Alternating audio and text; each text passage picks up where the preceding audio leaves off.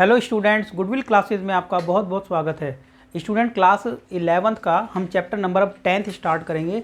Chapter है straight line. बहुत important chapter है ये, चैप्टर नंबर 10। और आप लोगों के एग्ज़ाम में बहुत ही ज़्यादा पूछा जाने वाला ये चैप्टर है। ठीक है, बहुत अच्छा चैप्टर है और हम इसको स्टार्टिंग से बिल्कुल बेसिक से समझेंगे और ये 100% श्योर है कि आप लोगों को बहुत अच्छे से समझ आएगा।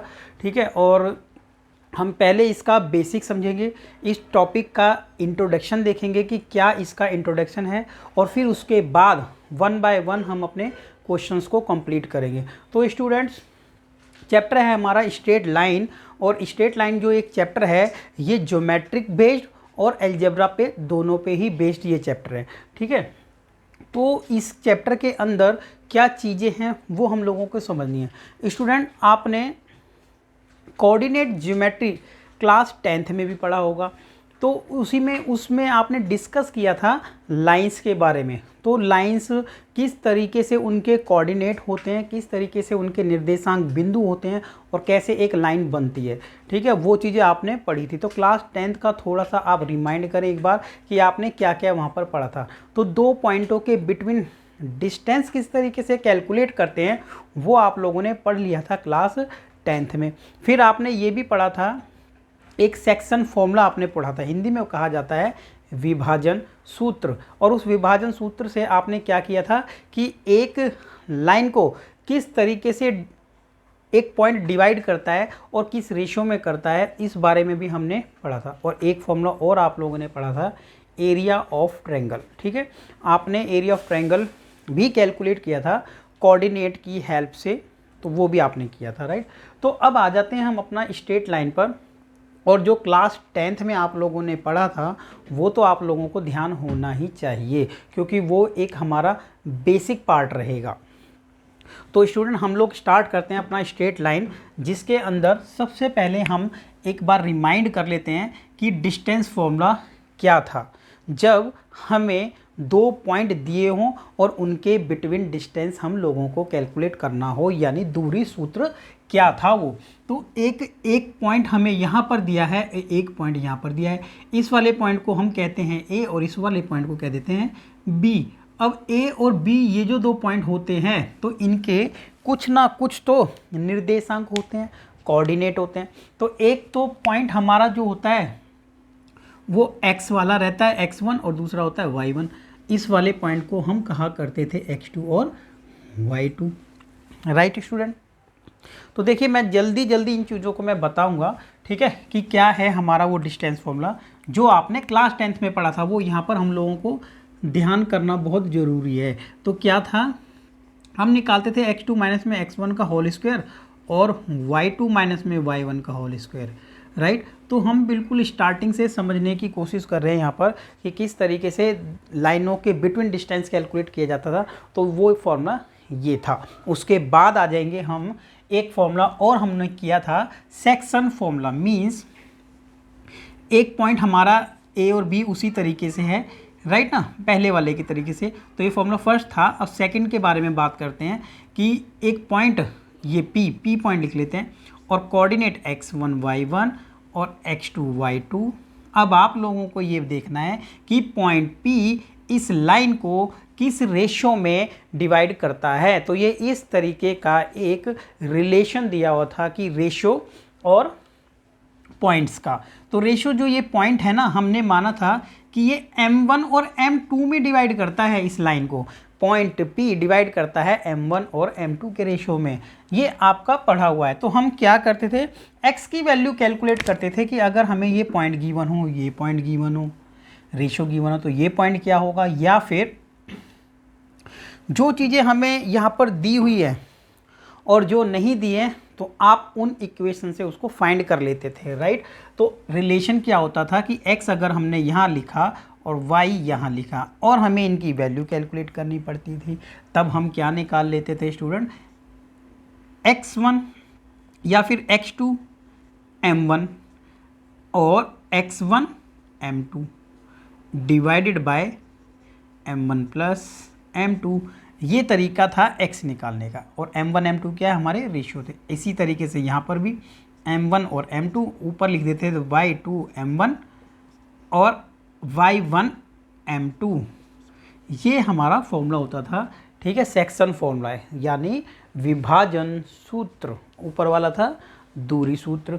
लास्ट में एक थर्ड और देख लेते हैं याद करने के लिए आपको, ऐसा आपकी एनसीईआरटी में भी बुक में दिया गया है, ठीक है। तो देख लेते हैं, देखिए एनसीईआरटी बुक में भी दिया हुआ है, ये फॉर्मूले यहाँ पर समझाए भी गए हैं पहले, क्योंकि इनका यूज़ आपको बीच बीच में मिल सकता है। तो क्या था, जब एरिया ऑफ ट्रायंगल हम लोगों को कैलकुलेट करना पड़ता था, और हम लोगों को मान लेते हैं कि ये दिया हुआ है एक ट्रायंगल और इनके point A B C, point x1 y1, ये वाला x2 y2 एंड ये होता था x3 y3।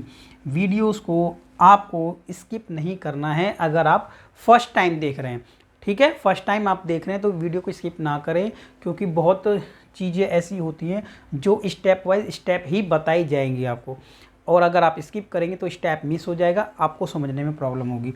एरिया जब हम कैलकुलेट करते हैं डियर स्टूडेंट्स, तो क्या होता है 1/2, और यहाँ पर हम लिखते हैं x1, फिर लिखते हैं y2 माइनस में y3, उसके बाद लिखते हैं x2, फिर लिखते हैं y3 माइनस में y1, फिर लिखते हैं x3 और लिखते हैं y1 माइनस में y2। ये आपको लर्न करना पड़ता था। इस वाले पार्ट को लर्न करने के ऐसा तरीका है x1 x2 x3, और लास्ट में इसमें याद कर लें 23, 2 3 23, 3 1 31 और 12, ऐसे याद कर लेते थे। क्लास 10th में भी हम लोगों ने कराया हुआ था ये टॉपिक, राइट। तो ये तो बेसिक फॉर्मूले क्लास कौन सी है आपकी 10th क्लास में जो आपने सीखा है, इसको बेस तो आपको रखना ही पड़ेगा स्ट्रॉन्ग। उसके बाद इस चैप्टर पे आ जाते हैं कि अब इस चैप्टर में आपको क्या सीखने के लिए मिलेगा। देखिए यहाँ पर मैं आपको ये बता देता हूँ कि आप लोगों को ना, यहाँ पर जो मेन फोकस मैं करूँ अगर, कि आप लोगों को एक लाइन की, जो स्ट्रेट लाइन है उसकी इक्वेशन को कैलकुलेट करना है, ठीक है। वो समीकरण क्या होगा उस लाइन का, कोई भी एक लाइन जो होती है उसकी एक इक्वेशन होती है। अब उस इक्वेशन को हम लोगों को फाइंड आउट करना है। तो प्लीज़ इसको आप नोट करें, ये आपका बेसिक है, नोट्स बनाते चलें, ठीक है। जो बेसिक चीज़ें आपको बताई जाती हैं स्पेशली, तो उनको एक बार आप जरूर लिख लिया करें, जो फॉर्मूले हैं आपके या बेसिक पार्ट है।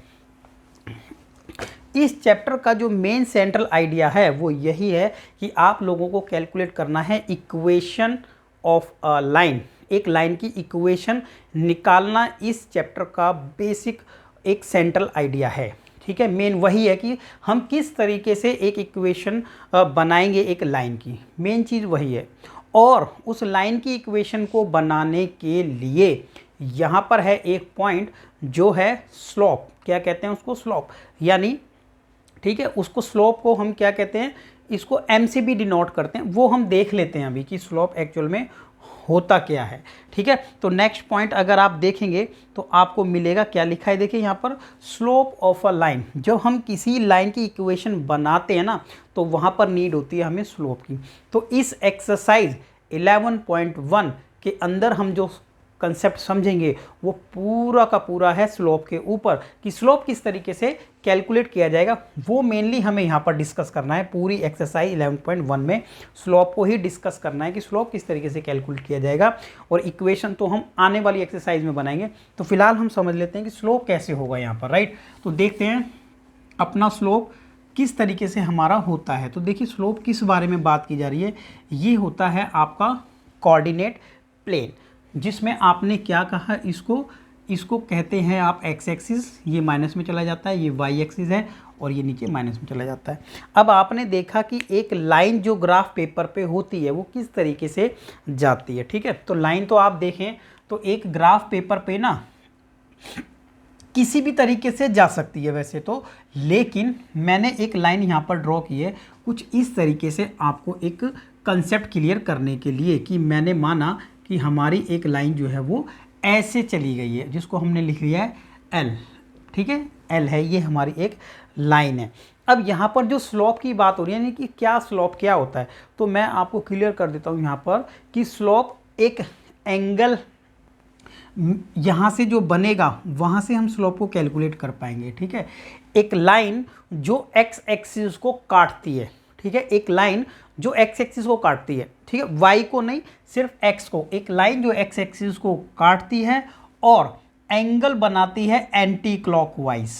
क्या बोलते हैं इसको? एंटी क्लॉक, क्योंकि क्लॉक हमारी इस तरीके से चलती है और ये एंगल इस तरीके से बढ़ता है, तो हम इसको एंटी क्लॉकवाइज जो एंगल बनेगा, या इसको कह सकते हैं हम पॉजिटिव डायरेक्शन में, तो हम इसको कह सकते हैं क्या? एंटी क्लॉकवाइज कह लो, या तो क्या कह लेंगे? एंटी क्लॉकवाइज, या फिर आप कह सकते हैं क्या? या आप कह सकते हैं इसको पॉजिटिव डायरेक्शन। क्या कह सकते हैं स्टूडेंट? Positive direction. बहुत ही इंपॉर्टेंट ये कंसेप्ट हमारा चल रहा है, बेसिक। आपको यहीं से, इस बेस से, जो 5 मिनट का लेक्चर अगर आपने ये सुन लिया है तो बेसिक तो आपको यहीं से मिल जाएगा। उसके बाद क्वेश्चन आपको मिलेंगे। तो आप देखिए कि एक्चुअल में डायरेक्शन, हम जो बात कर रहे हैं स्लोप की, किसकी बात कर रहे हैं? स्लोप की। ये ठीक है, पहले मैं आपको बता देता हूँ कि क्या है वो स्लोप। ये यहाँ से हम इस स्लोप को निकालते हैं, जिसको कहा जाता है स्लोप। क्या कहा जाता है? मैंने यहाँ ऐसे कोमा करके लिख लिया है, स्लोप। ये है वो स्लोप जिसको हम डिनोट करते हैं किससे? एम से डिनोट करते हैं, राइट। और आप देखें इस वाली बात को कि ये एक एक्स एक्सिस पर जो काटा है, तो हमने इसको तो छोड़ दिया, वाई की बात नहीं हो रही है, बात हो रही है एक्स एक्सिस को, जहाँ पर ये लाइन काटेगी और एंगल जो बनेगा क्लॉकवाइज। कौन सा बनेगा? एंटी क्लॉकवाइज और पॉजिटिव डायरेक्शन में। तो इस वाले एंगल की बात हो रही है। अब आप देखें तो एक्स एक्सिस पर तो इसने एंगल, 4 एंगल बनाए हैं, एक ये, एक ये, एक ये, एक ये, लेकिन हम जो मेनली फोकस कर रहे हैं वो इस एंगल पे कर रहे हैं, इस पर फोकस नहीं कर रहे हैं हम लोग, क्योंकि ये वाला जो एंगल है ये एंटी क्लॉकवाइज नहीं, ये क्लॉकवाइज हो जाता है, ठीक है। और पॉजिटिव डायरेक्शन नहीं, नेगेटिव डायरेक्शन होता है। तो हमें एंगल ये देखना है, आप लोगों को सबसे पहले यही फोकस करना है कि कौन सा एंगल हमें स्लोप देगा, राइट। तो स्लोप हम इस तरीके से निकाल सकते हैं। तो जितना भी ये एंगल होगा तो उसकी तो वैल्यू होगी, जैसे कि 30 या 60 या 50, तो इसको हमने थीटा लिखा, तो आपका स्लोप हो जाएगा tan थीटा। ये आपका स्लोप हो जाएगा।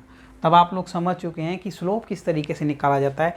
फिलहाल हम लोगों को उतना ही फोकस करना है, ठीक है। स्लोप क्या होता है? स्लोप क्या है हिंदी में अगर मैं बात करूं तो देखिए, हिंदी में आप कभी भी डिक्शनरी में सर्च कर लें तो इसका मतलब मिलता है ढलान। क्या होता है? स्लोप का मतलब ही ढलान होता है। आप कहें तो कह सकते हैं कि झुकाव होता है, कि कितना झुकाव है। तो ये लाइन कितनी इंक्लाइंड है, क्या आप कहते हैं? इंक्लाइंड, ठीक है। इंक्लाइन मतलब कितनी ये लाइन झुकी हुई है, ठीक है। कहाँ पर?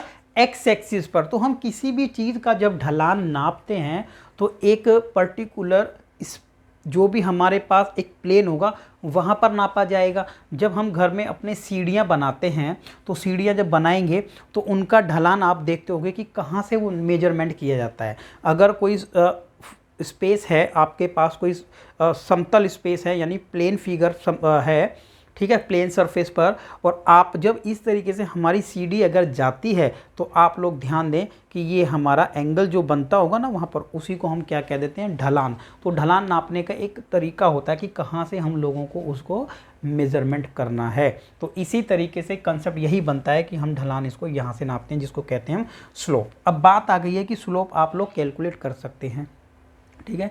अब मैं एक चीज़ और बता दूं, पहले मैंने सिर्फ आपको इतना बताया, आगे आगे 1 बाय 1 हम चीज़ों को सीखते रहेंगे, ठीक है। साथ में यहीं पर क्लियर आपको कर दिया जाए तो ज़्यादा अच्छा है कि फर्स्ट, अगर ये लाइन इस तरीके से गई थी तो ठीक है, बट अगर ये लाइन जाती है यहाँ से, अभी तो हमने क्या किया, इसको यहाँ से कट कर दिया। अब लाइन तो कहीं से भी जा सकती थी, लाइन तो ऐसे भी जा सकती थी, ठीक है, ये दूसरी तरीके से गई है। अब लाइन तो ऐसे भी जा सकती थी, और एक और बना देते हैं, लाइन तो ऐसे भी जा सकती थी, ऐसे भी जा सकती है। आप लोगों को प्रॉपर तरीके से नोट कर लेना, ऐसे भी जा सकती थी हमारी लाइन, ठीक है। और लाइन तो जा सकती थी पैरेलल भी। पैरेलल कैसे? या तो चली जाती इसके एक्सिस के पैरेलल, रेड वाली हमारी लाइन को शो कर रहा है, और या फिर ऐसे चली जाती है। तो आप लोगों को नोट कर लेना, यह लाइन ऐसे या ऐसे। तो मैं आपको स्लोप बता दूँ कि लिखने के लिए कि हमारा एक्स एक्सिस पे ही स्लोप बनता है, तो हमारी एक्सिस ये, ठीक है स्टूडेंट्स। तो ये बेसिक अभी चल रहा है, क्वेश्चन पे आएंगे आप सब आराम से कर देंगे उसके बाद। तो यहाँ पर स्लोप जो बनेगा वो यहाँ पे आएगा, जिसको हम लिख लेंगे एम ही होता है। तो tan थीटा करके जो भी वैल्यू आएगी वही स्लोप है हमारा, राइट। एक्स एक्सिस कौन सी डायरेक्शन में होना चाहिए, पॉजिटिव डायरेक्शन में होना चाहिए, या एंटी क्लॉकवाइज। तो ये है, यहाँ पर इस लाइन को जो एक्स एक्सिस पे काटेगा ये है। अब एंगल 4 हैं, लेकिन ऊपर वाले में से कोई एक होगा, तो यहाँ पर ये वाला होगा हमारा स्लोप।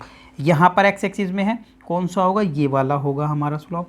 यहाँ पर अब देख लेते हैं, यहाँ पर स्लोप यहाँ से निकलेगा वैसे, ठीक है, 1090 करके जो भी आएगा। और ये तो एक्स एक्सिस को काट ही नहीं रहा है, और अगर ये नहीं काट रहा है तो यहाँ पर स्लोप हम डिफाइन, हमें यहाँ पर स्लोप कितना मिलेगा, 0 मिलेगा वैसे, राइट ना।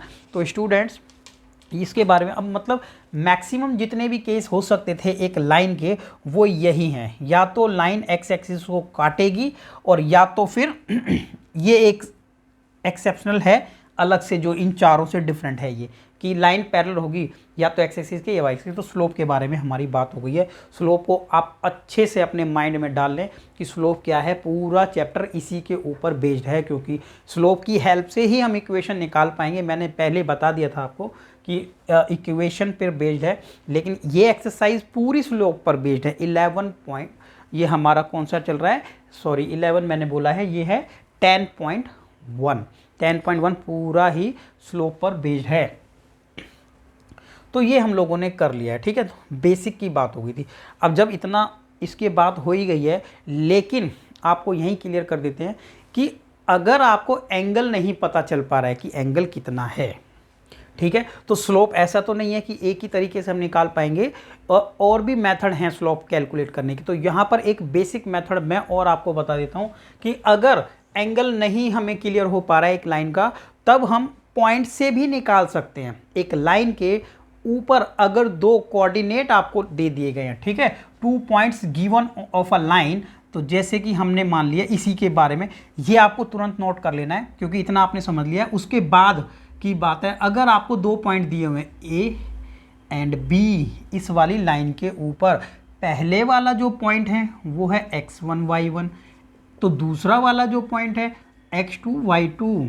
अगर ये दोनों पॉइंट हम लोगों को दिए हुए हैं तो भी हम फ्री हैं अपना स्लोप कैलकुलेट करने के लिए। 2 पॉइंट से स्लोप हम कैलकुलेट कर सकते हैं, कैसे, वो भी हम यहीं पर बढ़ा लेते हैं। क्या, y2 माइनस में y1 और x2 माइनस में x1, आप ऐसे स्लोप निकाल सकते हैं, ठीक है। तो अब हमने देख लिया है कि स्लोप को किस तरीके से कैलकुलेट किया जा सकता है। There are 2 method of calculating the slope.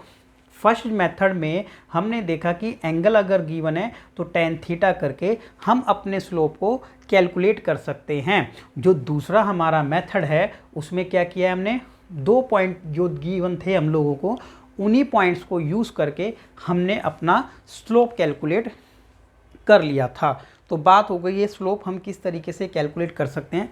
अब इसके बारे में कुछ बेसिक, तो आपने ये देख लिया है कि स्लोप जो है ना, कि ये एक्चुअल में है क्या, एक इंक्लाइनेशन है, कि किस तरीके से लाइन एक झुकी रहती है, इंक्लाइन होती है एक्स एक्सिस पर, उसी को हम स्लोप कहते हैं।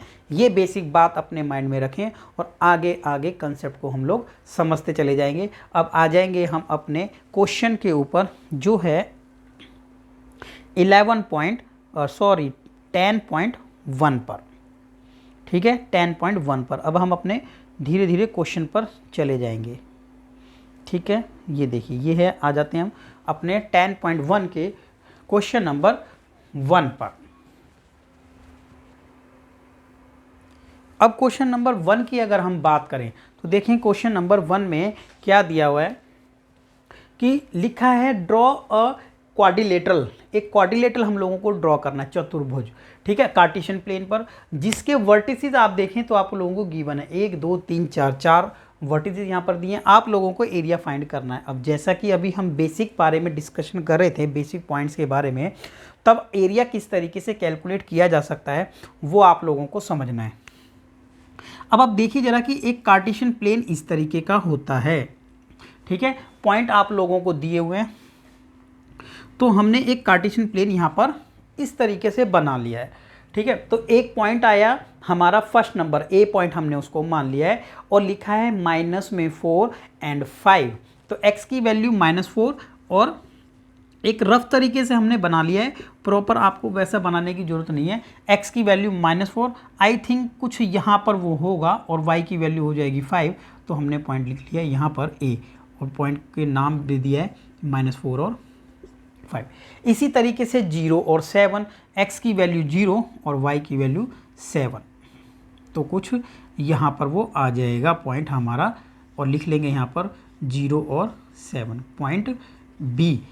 उसके बाद 5 और -5, x की वैल्यू 5, कुछ यहाँ पर x की वैल्यू 5 है, और y की वैल्यू भी कितनी है, 5 है। x की वैल्यू 5 थोड़ा सा यहाँ पर होगी सपोज, और y की वैल्यू भी 5 है, तो ये चला जाएगा कहाँ पर, x की वैल्यू 5 और y की वैल्यू 5 कुछ यहाँ पर ऊपर चला जाएगा इस तरीके से। तो हमने यहाँ लिख लिया है 5 x की वैल्यू और y की वैल्यू कितनी है, सॉरी, x की वैल्यू 5 और y की वैल्यू एक्चुअली में यहाँ पर -5 है, तो पॉइंट हम लिख लेते हैं कुछ यहाँ पर, ठीक है। ये पॉइंट हो गया हमारा C, 5 और -5,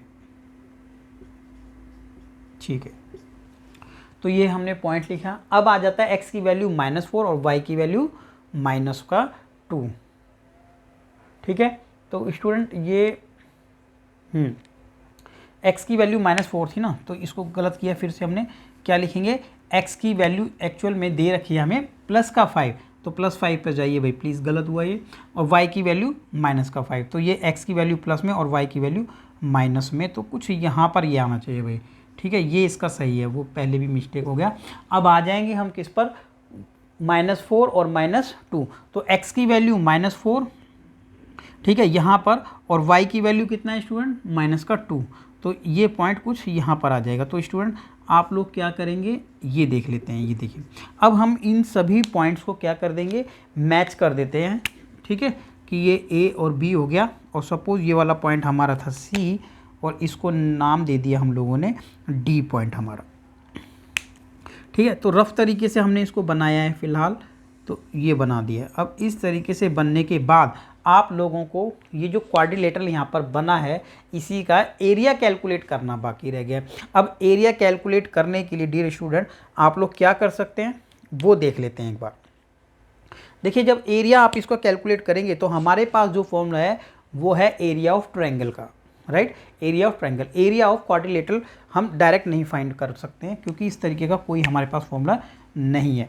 तो हम क्या करें, हमने इसको यहाँ पर बीच में से मिला दिया है, और यहाँ पर आप देखें तो 2 पार्ट्स हमें मिल गए हैं, जो कि दोनों ही क्या हो जाएंगे, ट्रायंगल। तो मैंने कुछ इस तरीके से दिखाने के लिए डिज़ाइन इसको कर दिया है, और एक और बना देते हैं, तो मैंने उसको ऐसे डिज़ाइन फ़िलहाल समझाने के लिए कर दिया। तो आप लोगों को अलग अलग ये 2 ट्रायंगल दिखाई दे रहे होंगे, ठीक है।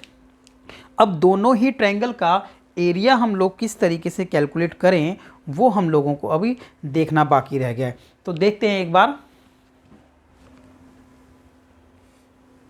हाँ बिल्कुल, तो एरिया देखते हैं इसका कि किस तरीके से हम इसको कैलकुलेट कर सकते हैं। तो मैं इसको यहाँ से हटा देता हूँ।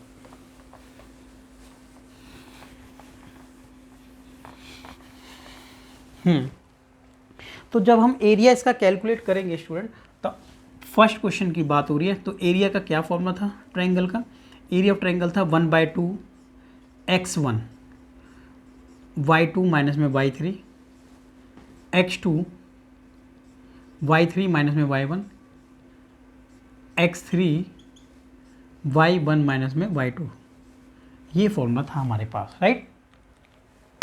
अब इस तरीके से जब हम इसको करेंगे, तो ये हमारा जो फॉर्मूला ये था, तो एरिया निकालने का क्या आ जाएगा, ए बी और सी। इस ट्रायंगल का पहले हम निकाल लेंगे एरिया, तो क्या लिखेंगे, area of triangle A B C. क्या निकालेंगे, area triangle A B C वाले पार्ट का, ठीक है। फर्स्ट ट्रायंगल कह लेते हैं, या फिर अब उसका एरिया निकालेंगे तो आएगा 1/2। अब हमने किसको माना, ये ए, ये बी और ये सी हमने माना। तो आप समझ सकते हैं, ए वाले को x1 y1 x2 y2 और x3 y3 ऐसे हम लिखा। तो सबसे पहले लिखेंगे x1 जो है -4, ठीक है, यहाँ पर लिख लेंगे, चलो। उसके बाद है x2 जो हमने लेना पड़ेगा 0, राइट ना। फिर उसके बाद आ जाएगा x3 यानी कि c, ये आ गया, राइट स्टूडेंट। अब हम लोगों ने वैल्यू पुट की y2, ठीक है, यानी 7, y2 माइनस में y3, तो 7 माइनस में 5, माइनस में 5 तो माइनस माइनस प्लस, राइट। उसके बाद y3 माइनस y1, तो y3 कितना है माइनस का 5 और y1 कितना है प्लस का 5, तो हमने कितना लिख लिया स्टूडेंट यहाँ पर y3 माइनस में y1 यानी कि 5, ठीक है। अब लास्ट में y1 माइनस y2, तो 5 माइनस में 7, तो हमने लिख लिया स्टूडेंट कितना 5 माइनस में 7। अब आप देखें -4 इंटू में 12, 5 को 0 को इनसे इंटू भी करेंगे तो मैंने इसको 0 ही कर दिया है, ठीक है स्टूडेंट। या फिर आप नेक्स्ट स्टेप पे कर लें, इसमें भी कोई प्रॉब्लम नहीं है। प्लस 5 इंटू में माइनस का 2। चलिए अब क्या कर लेते हैं 1/2, ये आपने कर दिया 12 चौक 48, माइनस में लिख दिया है, और ये वाला पॉइंट कर देते हैं 0, और ये आएगा 5 दूनी 10 माइनस का। अब जैसे ही आप इसको ऐड करेंगे स्टूडेंट तो कितना आ जाएगा ये, ठीक है। ये मोड इसलिए आता है क्योंकि अगर माइनस में भी अगर होगा ना तो आंसर आप लोगों को प्लस में लिखना है, क्योंकि एरिया माइनस में नहीं होता है। तो जैसे ही आपने इसको ऐड किया आया माइनस में 58, और ओपन करेंगे तो आ जाएगा ये पॉजिटिव में, और कैंसिल आउट करें तो 29। तो 10, ये जो 29 है तो हम इसको लिख सकते हैं यूनिट स्क्वायर। तो ये तो अभी हमारे फर्स्ट वाले पार्ट का एरिया आ गया है, फर्स्ट ट्रायंगल का। अभी सेकंड वाले पार्ट का एरिया आप लोगों को खुद निकालना है और दोनों को ऐड करके अपना आंसर कंप्लीट करना है, क्योंकि हम लोगों का मेन मोटिव क्या है, आपके सभी पॉइंट्स कॉन्सेप्ट्स को पूरी तरीके से क्लियर करना। अब आपने ये कर लिया तो सिमिलरली ये करें, ऐड करके अपना आंसर कंप्लीट करें और बताएं कि कितना आंसर आप लोगों का आया है। तो ये था हमारा पॉइंट यानी क्वेश्चन नंबर 1। अब क्वेश्चन नंबर 2 की बात कर लेते हैं। क्वेश्चन नंबर 2 में स्टूडेंट क्या लिया है, the base of an equilateral triangle, equilateral triangle जिसकी सारी साइडें इक्वल हैं, विद द साइड 2a, उसकी साइड कितनी है 2a है, along with the Y axis, Y axis के साथ में है वो 2a, such that the mid point of the base is at the origin, then find the vertices of triangle. तो थोड़ा सा आप लोगों को ये तो पता ही है कि आप लोगों को लिख के चलना पड़ता है, क्या थोड़ा सा स्टेटमेंट आप लोगों को लिखनी पड़ती है। तो क्वेश्चन नंबर 2 की बात मैं अगर करूं तो क्या दिया हुआ है, सबसे पहले एक इस तरीके से हमने दिया था ग्राफ पेपर पे, ठीक है, कार्टेशियन प्लेन।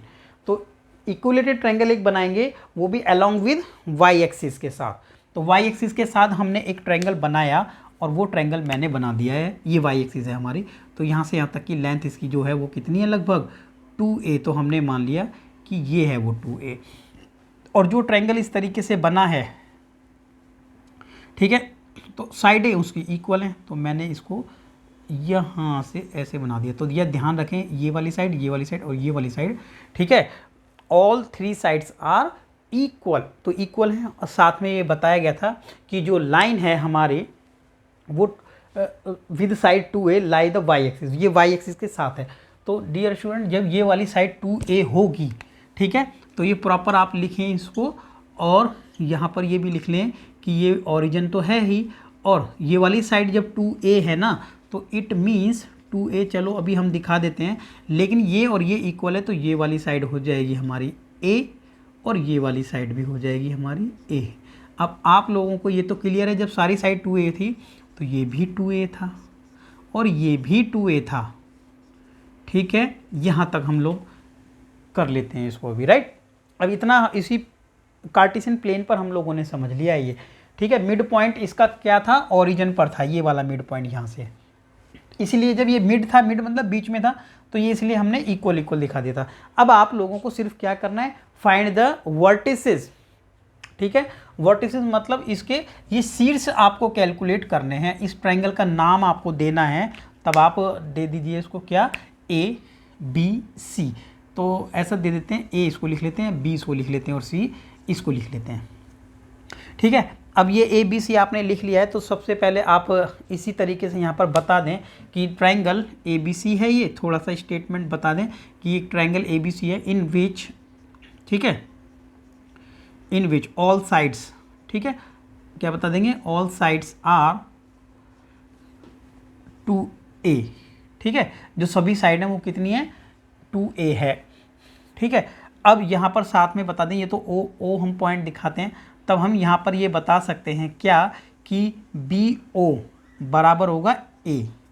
भाई बी ओ कितना होगा, a होगा, ठीक है। अब जैसा कि हमने फिगर में दिखाया है, और बी ओ क्या होगा, ये a के बराबर होगा, ठीक है ना। हाँ, इससे पहले आप बी सी बता दें कि बी सी बराबर 2a है, बी सी क्या था, 2a है। और यहाँ पर ये भी लिख देते हैं O is a mid point, क्या लिख देंगे कि ओ जो है ना, दिख रहा होगा आप लोगों को, चलिए क्या लिख देते हैं, O is a mid point, ठीक है ना। ओ एक क्या है, मिड पॉइंट है, तो इसीलिए हम कह सकते हैं कि बी ओ जो है ना वो बराबर है ओ सी के, यानी ए हो जाएगा ये दोनों, ठीक है। यहीं से, क्योंकि जब हमने बता ही दिया कि दोनों साइड एक हो, तो यहाँ से हमने क्लियर कर दिया। अब हम लोगों को वर्टिसेस की बात करनी है, तब मैं पहले आप लोगों को यहाँ पर बता दूँ कि ये वाला जो वर्टिसेस होगा, ये वाला होगा, ये वाला होगा, तो वो हम लोगों को कैलकुलेट करने के लिए सबसे पहले आप ये देखें, ये ए है और ये 0 है, तो हमें वर्टिस निकालना है ए बी सी। तब ये पॉइंट निकालने के लिए हम इसको तो आराम से निकाल सकते हैं कि ये वाली लेंथ यहाँ से यहाँ तक की कितनी है, ए है। तब इस पॉइंट को आप कह सकते हैं आराम से क्या कि जब ये ए है तो नीचे वाली साइड कितनी हो जाएगी, -a, कितना हो जाएगा, -a, लेकिन ये y है और x कितना होगा यहाँ पर 0, तो हमने लिख दिया 0 और -a। तब हम यहाँ पर कह सकते हैं कि पॉइंट जो c है ना, c कोऑर्डिनेट, तो वो कितना हो जाएगा 0, x की वैल्यू 0 और y की वैल्यू -a। अब पॉइंट b कोऑर्डिनेट की बात करें, कोऑर्डिनेट b कितना होगा, b होगा x की वैल्यू कितना हो जाएगी वहाँ पर, ये जो पॉइंट है x की वैल्यू तो वहाँ पर भी 0 हो जाएगी, लेकिन y की वैल्यू वहाँ पर क्या हो जाएगी, ऊपर वो पॉजिटिव a हो जाएगी, क्योंकि ऊपर तो हमारा y जो है वो पॉजिटिव a है। अब प्रॉब्लम आती है ये कि ये कितना है पॉइंट, और इसके कैलकुलेशन के लिए हम लोगों को x की वैल्यू, ये डिस्टेंस कितना है वो निकालना पड़ेगा। तो स्टूडेंट अब आप एक काम करें कि इन ट्रायंगल लिखें AOC, ठीक है। नाउ इन ट्रायंगल AOC में ट्रायंगल में क्या करेंगे, आप ये देख सकते हैं is a right angle triangle, ठीक है। तो यहाँ पर लिख लेते हैं कि एंगल जो ये AOC जो एंगल है ना हमारा, ये क्या है 90 डिग्री है। तो हम लिख सकते हैं बाय यूजिंग पाइथागोरस, क्या लिख सकते हैं, बाय यूजिंग पाइथागोरस। तो आप लोगों को इतना देखना पड़ेगा बाय यूजिंग पाइथागोरस, क्या कि आप लोगों को पता है पाइथागोरस फॉर्मूला हमारे पास है, ये 90 डिग्री अगर एंगल है तो स्टूडेंट हमें ये पॉइंट कैलकुलेट करना है, ये डिस्टेंस, तो ये हमें पता है, ये डिस्टेंस भी पता है।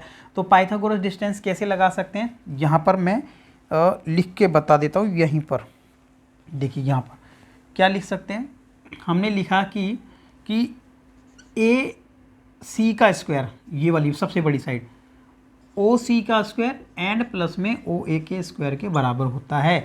लेकिन ये वाली साइड जो है ये हमें पहले से ही गिवन है कि ये ए है, और ये वाली साइड भी पहले से ही गिवन है कि ये 2a है, ठीक है सभी। अब हमें ओ ए नहीं पता है साइड, तो ये यहाँ से कैलकुलेट हो जाएगी। ये इधर जाके माइनस करेंगे तो 4a में से घटा देंगे, कितना बचेगा 3a स्क्वायर। अब स्क्वायर से स्क्वायर कट कर देंगे, लेकिन पहले होल स्क्वायर कर लेते हैं, अदरवाइज नहीं काट सकते हैं, कट, तो ये आ जाएगा हमारा √3a। तो स्टूडेंट्स ये वाली जो साइड है ना ओ ए, पहले नहीं पता था हम लोगों को, अब पता चल गया √3a। तो इट मीन्स यहाँ से यहाँ तक की साइड है √3a और y पॉइंट हो जाएगा 0। सो देयरफॉर पॉइंट जो बी ए हम लोगों को नहीं पता था वो हो जाएगा √3a एंड 0। तो यहाँ पर तीनों पॉइंट, ये आ गया, बी यहाँ लिखा था और सी यहाँ लिखा था, तो बी मैं यहाँ फिर से लिख देता हूँ कि 0a है और सी वाला पॉइंट है, हाईलाइट हो जाता है। टीचर्स को कभी भी आप बताएं तो ये बता दें कि all the 3 points are these, A B and C. तो ये था क्वेश्चन नंबर 2। क्वेश्चन ईजी था, ठीक है, ऐसा कोई इसमें प्रॉब्लम वाली बात नहीं थी। क्वेश्चन नंबर 3 बहुत आसान क्वेश्चन है, उस पर देख लेते हैं क्या है। Find the distance between P and Q, P और Q के बिटवीन डिस्टेंस क्या होगा। तो P और Q के बिटवीन डिस्टेंस क्या होगा, ये तो डिस्टेंस फॉर्मूले से इजीली कैलकुलेट किया जा सकता है, लेकिन साथ में कंडीशन लगाई है इसने कि PQ इज़ पैरेलल, जो ये लाइन है ये पैरेलल हो अगर, वाई एक्सिस के।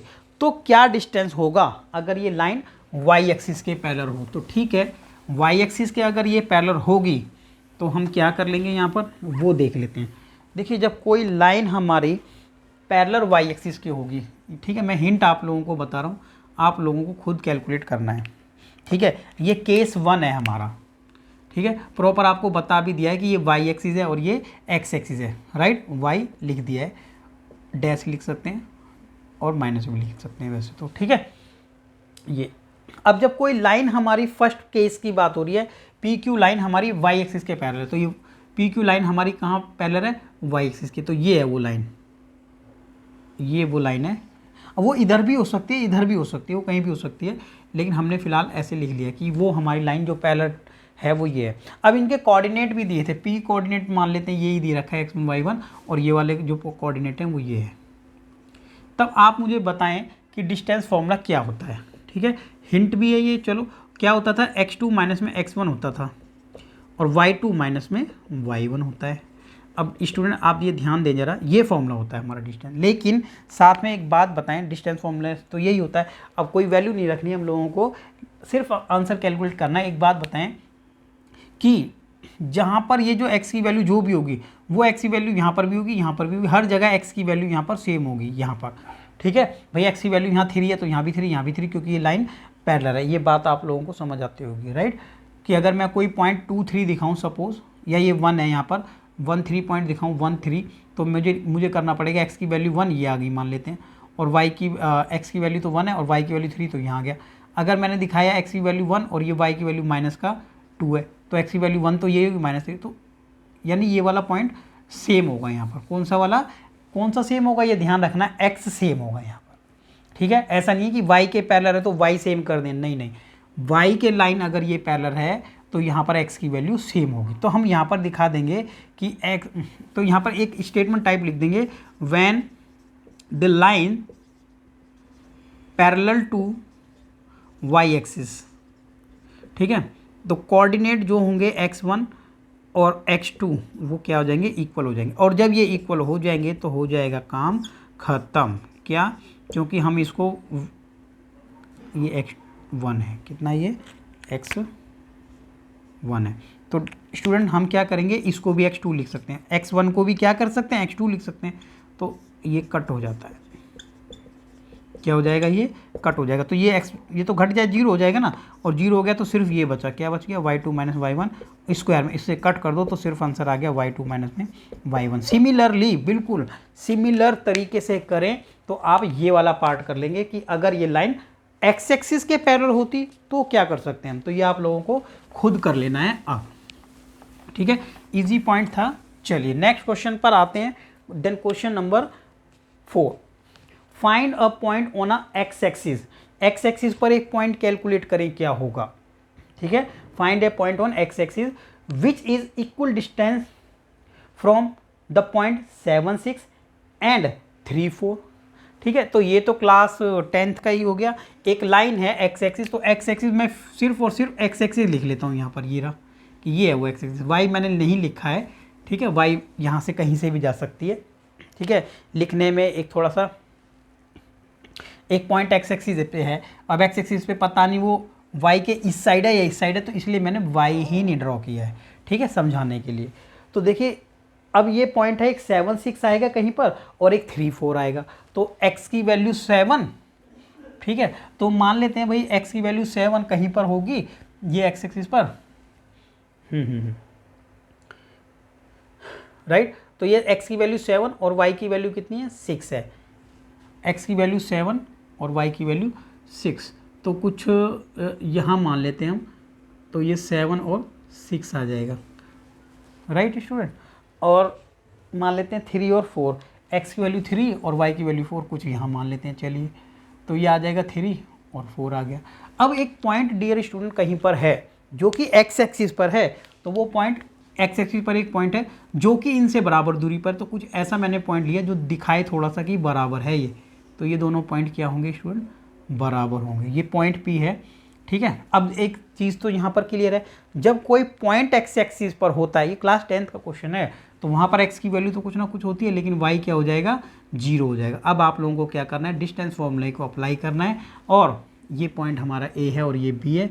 आप लोगों को क्या करना है, PA बराबर है PB, PA बराबर है PB। क्लास 10th का ये बिल्कुल 100% वैसे ही ये क्वेश्चन करना है। तो ये था हमारा क्वेश्चन नंबर 4th। तो ये क्वेश्चन नंबर 4th भी आप लोगों को करना है, ठीक है। तो इतना आप लोग समझ गए हैं। तो स्टूडेंट अब ये बात ध्यान रखें, जब क्वेश्चन नंबर 4th आप लोग कर लोगे, ठीक है, उसके बाद हम आएंगे अपने नेक्स्ट क्वेश्चन नंबर 5 पर। लेकिन नेक्स्ट क्वेश्चन नंबर 5 के लिए अब हम अपने नेक्स्ट वीडियो में इसको कवर अप करेंगे, ठीक है। तो इस वीडियो में आपने देखा कि अच्छा खासा, ठीक है, लगभग आधा पार्ट हमने किस पे, इसके बेसिक पर डिस्कशन किया है। तो इसलिए अब यहीं पर इसको रोक करके 4 तक आप इसको कंप्लीट करें, और नेक्स्ट वीडियो में अब आगे इसको कंटिन्यू करेंगे। तो अगर आपको वीडियो समझ आ रही हैं, ठीक है, और अगर आपको ये वीडियो अच्छी लगती हैं तो अपने फ्रेंड्स के साथ और रिलेटिव्स के साथ शेयर ज़रूर कीजिए, ठीक है, और चैनल को सब्सक्राइब कीजिएगा। Okay, thank you.